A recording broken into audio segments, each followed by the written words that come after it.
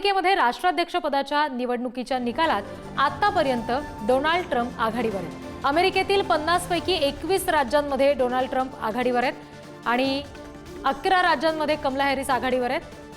538 पैकी Donald Trump यांना 198 electoral college आणि कमला हॅरिस यांना 112 इलेक्टोरल कॉलेज आतापर्यंत तरी मिळालेले आहेत। विजयासाठी 270 इलेक्टोरल कॉलेजची आवश्यकता आहे आणि आता याच्यामध्ये कोण बाजी मारणार याकडे संपूर्ण जगाचं लक्ष आहे। टेक्सास, ओहायो, नॉर्थ आणि साऊथ डकोटा, इंडियानामध्ये डोनाल्ड ट्रम्प यांचा विजय झालाय, तर न्यूयॉर्क, न्यू जर्सी, डेलावेअरमध्ये कमला हॅरिस यांचा विजय झालाय। आजच मतमोजणी पूर्ण होण्याची शक्यता आहे, त्याच्यामुळे आज रात्रीपर्यंत निकाल हाती येऊ शकतो। डोनाल्ड ट्रम्प की कमला हॅरिस, कोण बाजी मारणार याकडे सगळ्या जगाचं लक्ष आहे।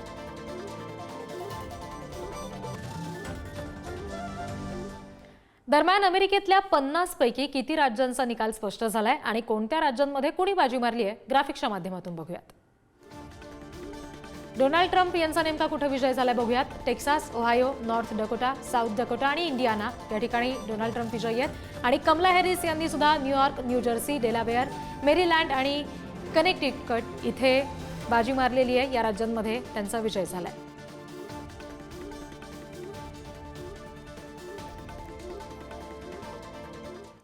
तर 7 स्विंग स्टेटमध्ये कोण आघाडीवर आहे आणि कोण पिछाडीवर आहे ते सुद्धा बघूया।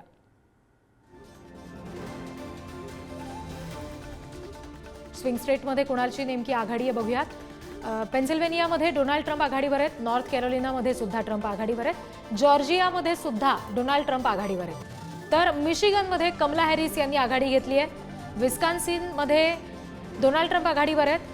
अॅरिझोनामध्ये मतमोजणी अजून सुरू झाली नाही आणि नेवाडामध्ये सुद्धा अजून मतमोजणी सुरू व्हायची आहे। या दोन ठिकाणचे जे काही मतमोजणी असेल ती सुरू होईल, पूर्ण होईल आणि त्यानंतर तिथला निकाल हाती येईल।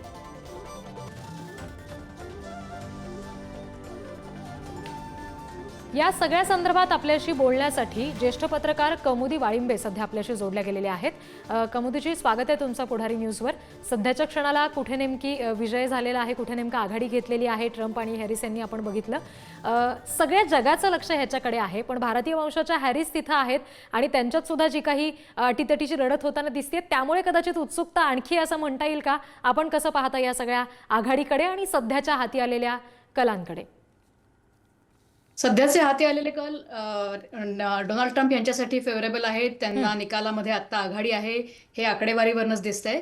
फक्त असं की आतापर्यंत ज्या राज्यांचा निकाल जो प्रोजेक्टेड विन असतो, आता अजून मतमोजणी त्या राज्यांमधली पूर्ण झालेली नसते, परंतु एक काही विशिष्ट अशी मतमोजणी झाल्यानंतर जे एक ठोक कल हाती येतात त्यामध्ये आपण बघितलं तर डोनाल्ड ट्रम्प निश्चित आघाडीवर आहेत। 210 इलेक्ट्रल वोट्स आतापर्यंत त्यांनी आपल्या खात्यात जमा केलेत असं म्हणायला हरकत नाही। कमला हॅरिस यांच्याकडे आता 113 मतं आहेत। मात्र आतापर्यंत ज्या ज्या राज्यांमध्ये मतमोजणीचे कल जाहीर करता येतील इतपत तरी मतमोजणी झाली आहे, त्या राज्यांमध्ये फार अनपेक्षित असं कुठल्याही राज्यामध्ये निकाल लागलेला नाहीये।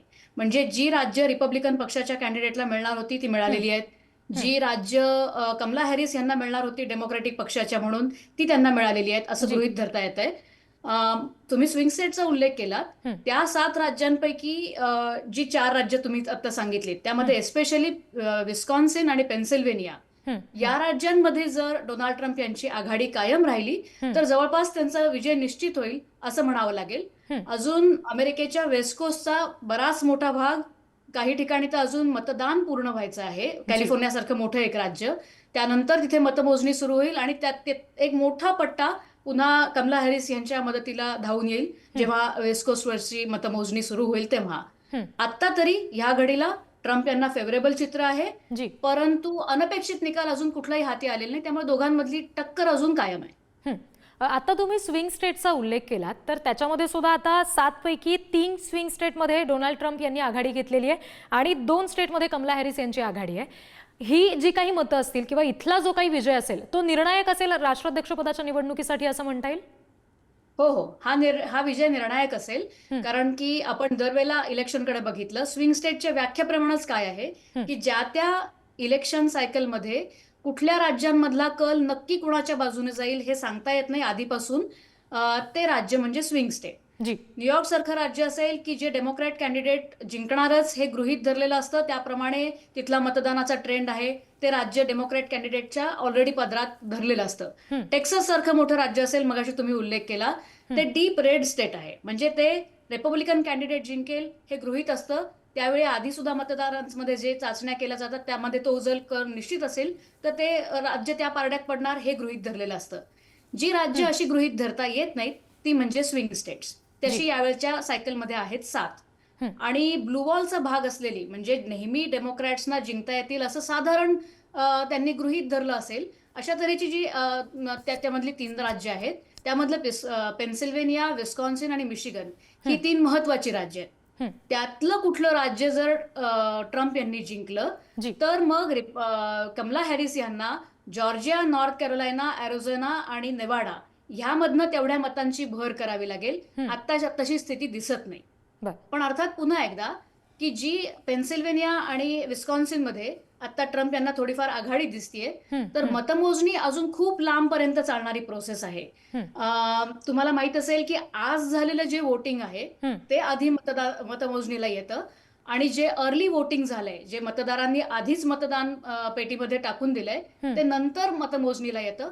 त्यामधला कल कसा असेल, मतमोजणी किती लांबेल, मागच्या वेळेचा अनुभव जर लक्षात घेतला 2020 सालचा, तर हं. मतमोजणी साधारण निश्चित कल सांगू शकेल ह्या टप्प्यापर्यंत येण्यासाठी 4 दिवस लागले होते. जी.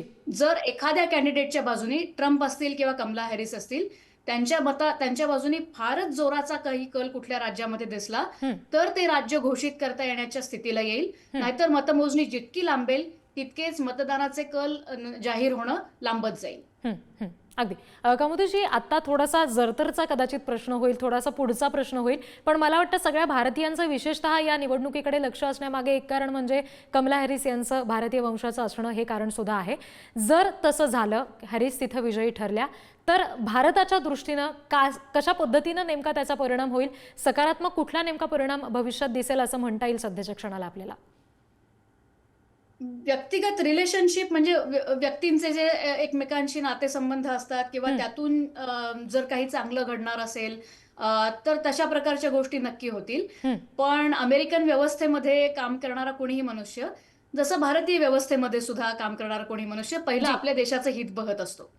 आणि डेमोक्रॅट कॅन्डिडेट कमला हॅरिस ह्या विजयी जरी झाल्या, हं, तरी सुद्धा त्या भारतीय वंशाच्या आहेत म्हणून हं, भारतासाठी काही लिनियंट धोरणं पत्करणं किंवा हं, हं, अधिक मैत्रीचा हात पुढे करणं, हे त्यांना वेगळ्या तऱ्हेनं काही करावं लागेल किंवा करता येईल हं, असं मला तरी वाटत नाही. हं. तसं होत नाही.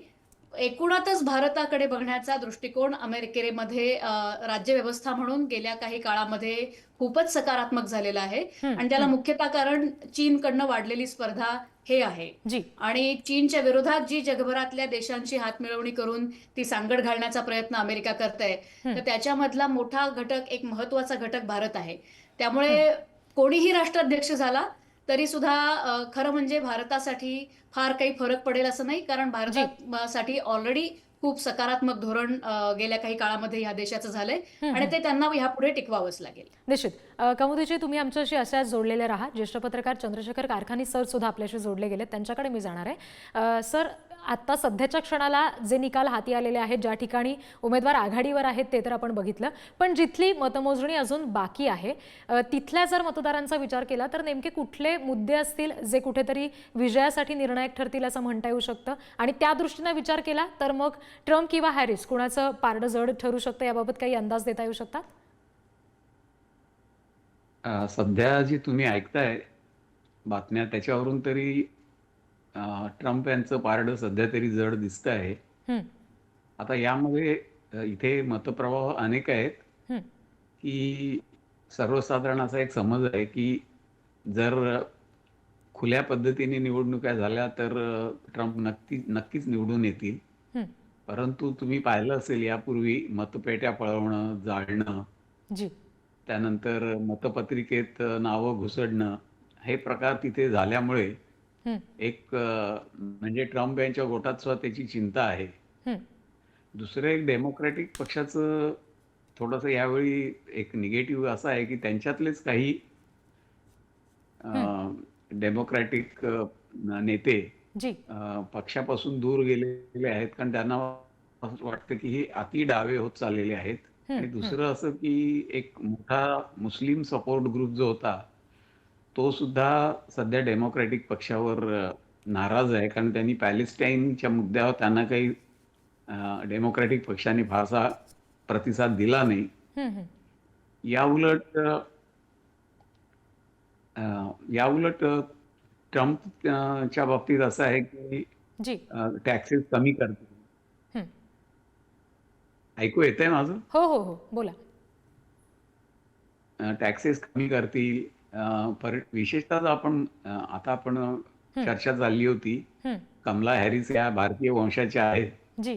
पण त्या डेमोक्रॅटिक पक्षाच्या कडून आपल्याला वाटतं तितकं काही, म्हणजे अमेरिकेचं असं आहे की चीनच्या विरुद्ध भारताची त्यांना गरज आहे. हं, हं. परंतु भारताने फार मोठं व्हावं, स्वावलंबी व्हावं आणि आपल्याला पुढे कॉम्पिटिशन करावी, हे काही त्यांना न पटणार आहे. हं, त्यामुळे आपण पाहिलं असेल की डोवाल यांच्याविरुद्ध वॉरंट जारी करणं हं. किंवा म्हणजे भारताला न आवडणाऱ्या बऱ्याच गोष्टी या पक्षाने केलेल्या आहेत. जी. त्यामध्ये पन्नू नावाचा एक खलिस्तानी लीडर अमेरिकेत राहून हं, हं. आपल्याला धमक्या देतो. मध्यंतरी एअर इंडियाची विमानं बरीच उडत असलेली उतरावी लागली, कारण हं. त्याने अशी धमकी दिली होती की एअर इंडियामधून प्रवास करू नका. जी. तर अशा टेररिस्टला हे सरकार भारताच्या ताब्यात देत नाही. जेम्स हॅडलीला आपल्या ताब्यात देत नाही. हं, तर त्यामुळे कमला हॅरिस माझ्या मते तरी नावापुरत्या भारतीय आहेत. हं. त्यांनी काही फारसं होणार नाही. उलट ट्रम्पनी तर भारतीयांच्या बाबतीमध्ये बांगलादेशमधल्या हिंदूंवर होणारे अत्याचार हं, किंवा मोदी माझे मित्र आहेत, हं. अशी एक म्हणजे असं दुसऱ्या कुठल्याच अमेरिकन नेत्यांनी हे केलं नाही. आता कॅनडामध्ये हिंदू मंदिरांवर हल्ले झाले. अगदी. त्यामुळे हिंदू कम्युनिटी इकडची सध्या जरा चिंतेत आहे आणि त्याच्यामध्ये त्यांना ट्रम्प त्यामुळे थोडेसे जवळचे वाटायला लागतात. हा हं, मला हं. असं वाटतं एक महत्त्वाचा मुद्दा आहे. जी, निश्चित. सर, आणखी एक महत्त्वाचा मुद्दा आणि एक शब्द वारंवार इथे उल्लेख होतोय तो म्हणजे स्विंग स्टेटचा. तर तिथले जे काही कल हाती आलेत त्याच्यानुसार कशा पद्धतीनं या राष्ट्राध्यक्षपदाच्या निवडणुकीच्या विजयाकडे पाहता येईल असं म्हणता येऊ शकतं? नाही, आता यामध्ये असं दिसतंय की तरुण पिढीने जास्त डेमोक्रॅटिक पक्षाला मतं दिलेली आहेत. हं. आणि तुम्ही मगाशी म्हणाल्याप्रमाणे अजून कॅलिफोर्नियासारखी जी राज्य आहेत किंवा जी. मी आता बॉस्टनमधून बोलतोय, तर ती मॅसेच्युसेट्स राज्याची राजधानी आहे. हं, हं. तर ही डेमोक्रॅटिक पक्षाचे बालेकिल्ले आहेत. याच्यामध्ये हॅरिस मॅडम नक्कीच आघाडी घेणार. जी. परंतु आता त्याच्यामध्ये काही राज्यांमध्ये अ, आपण ज्याला स्विंग हं. स्टेट्स म्हणतो जी, किंवा जी. ज्यामध्ये बदल घडू शकतो, तर त्यामध्ये जी काही आता आता तुम्ही उल्लेख केला पेन्सिल्व्हानिया, हं, विस्कॉन्सिन, हं. नॉर्थ कॅरोलिना, जी. ही जी काही राज्य आहेत त्याच्यामधून काही सरप्राईज होतंय का हं. ट्रम्पच्या बाजूने, याच्याकडे सगळ्यांचे डोळे लागलेले. जी, निश्चित. सर, आणखी एक महत्त्वाचा प्रश्न म्हणजे भारतीय वंशाच्या असल्यानं हॅरिस यांच्या विजयाकडे पाहणं किंवा मग ट्रम्प यांनी काही भारताविषयी सकारात्मक मुद्दे उपस्थित करणं, सध्या त्यांची आघाडी काही ठिकाणी दिसणं, या दोन्ही गोष्टींचा जर विचार केला तर दोन्ही उमेदवारांच्या विजयाचे काय नेमके फायदे तोटे भारताच्या दृष्टीनं असतील असं म्हणता येऊ शकतं? आता एक तर मुख्य म्हणजे इथले आता यामध्ये भारतीय इथे जे आहेत ते थोडेसे विभागलेले आहेत. ज्यांना अमेरिकेचं नागरिकत्व मिळालेले आहे ते जरा ट्रम्प साहेबांच्या जवळ आहेत.